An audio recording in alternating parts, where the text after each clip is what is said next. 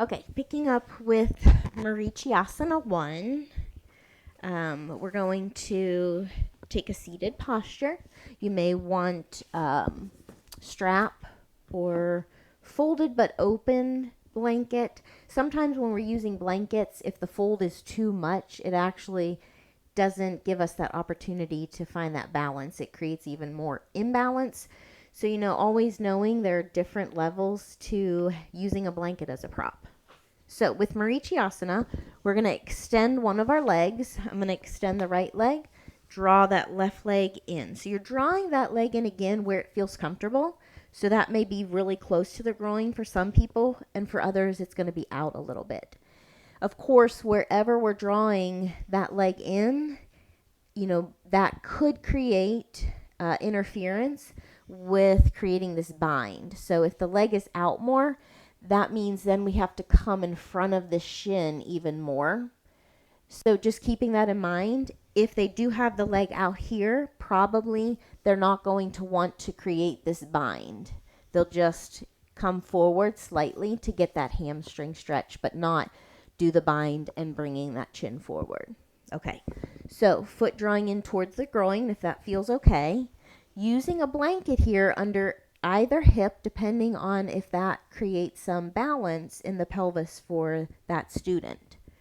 Strap can be here if needed, and we're nice and tall in that spine. So the trick here is that we want to get this shoulder in front of this shin. That's going to help us create this bind. To do that, you can inhale, reach the arms up, exhale, come forward towards this extended foot.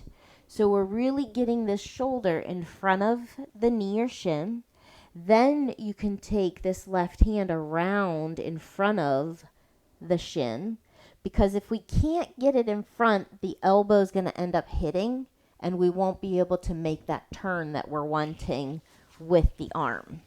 Okay, so coming forward here versus here, we're already stopping ourselves. Coming forward, get that shoulder in front, then bringing this arm around. This hand is going to come around the other way, and we're going to create a bind here, either interlacing or interlocking hands, or using the strap behind the back.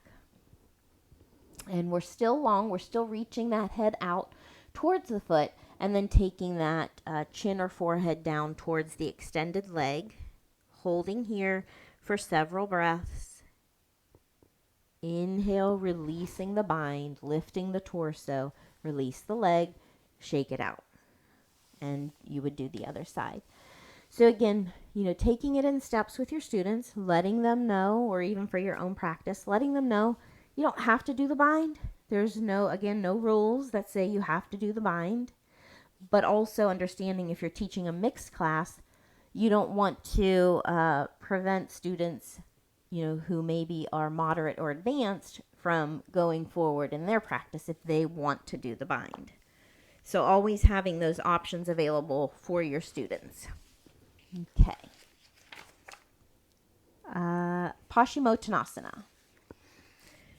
I don't know why they don't teach Paschimottanasana first before those other postures we did, but that's just the way the book does it. So just straightforward Paschimottanasana. Again, you may want a folded blanket under the hips if that pelvis is tilted. We're seated, moving flush if needed. Spine is long. Strap handy.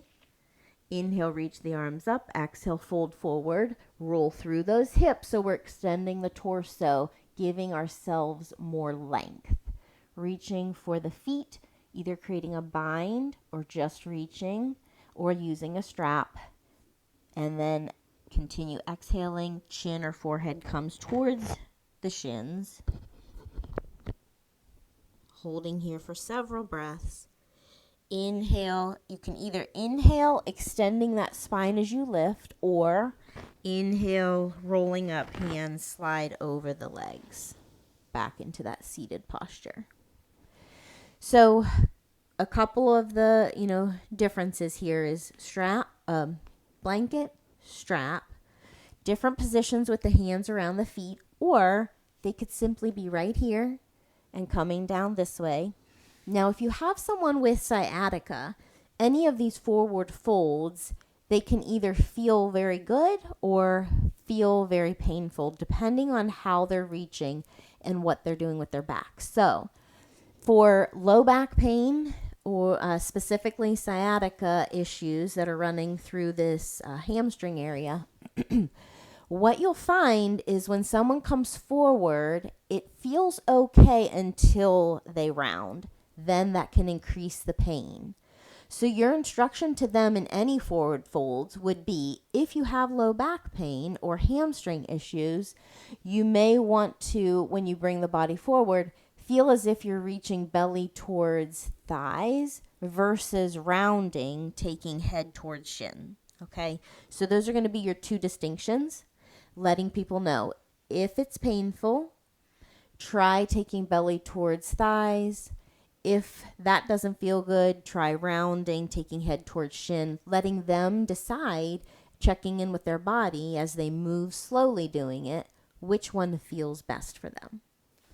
Okay, so moving on, Upavista Konasana, wide-legged seated angle. Again, you can move any direction on your mat. Just for video purposes, I'm not going to turn towards you completely. You're seated in a comfortable seated posture, moving flesh out of the way, extending the legs to where it's comfortable for you. Some people may not have that mobility to take the legs all the way out to the sides like this. And you can use two straps here, a strap around each foot if they're wanting to reach for the feet like the book shows. But again, there's no reason why you have to do that. You don't have to. So from here, and to keep us safe, especially, a lot of times we don't have that strength in the core and the low back that we need. So walking ourselves out is a good instruction or good cue instead of just reaching and then coming forward. That takes a lot of muscles and they may injure themselves. So walking yourselves out to where that feels comfortable for you. Now the thing here is a lot of people may want to come all the way forward, but as they do, there's a tendency for this to happen with the legs. Thighs are rolling in, feet are rolling in. You don't want that. You want the thighs to feel as if they're pressing back and feet are pressing back. So when we're walking forward and we get to that point where the legs might start rolling in, that's their cue they need to listen to for where they stop and hold the posture there. Either forehead could rest on a block, they could rest on a bolster, but here is where they would stop. Now, if they want to continue coming all the way forward with that chin resting on the floor, they can do that and then reach those hands out towards the feet or towards those straps. So it's just using caution here so that we don't create a potential for injury. This posture seems pretty straightforward, but when you go to do it, you start to feel all of those muscles and tendons that really have to work to support us. And until they get used to listening to the body, it's good to give these extra cues of safety. So, seated, they come into seated. Take the legs open to where it feels comfortable for them. Straps can be around the feet. And then they start to walk themselves forward. Thighs are pressing back. Holding where it's comfortable for them. Reaching towards the feet or straps if that feels comfortable. Inhale as you walk yourself back up. Draw the legs in, shaking them out. We'll stop here and pick up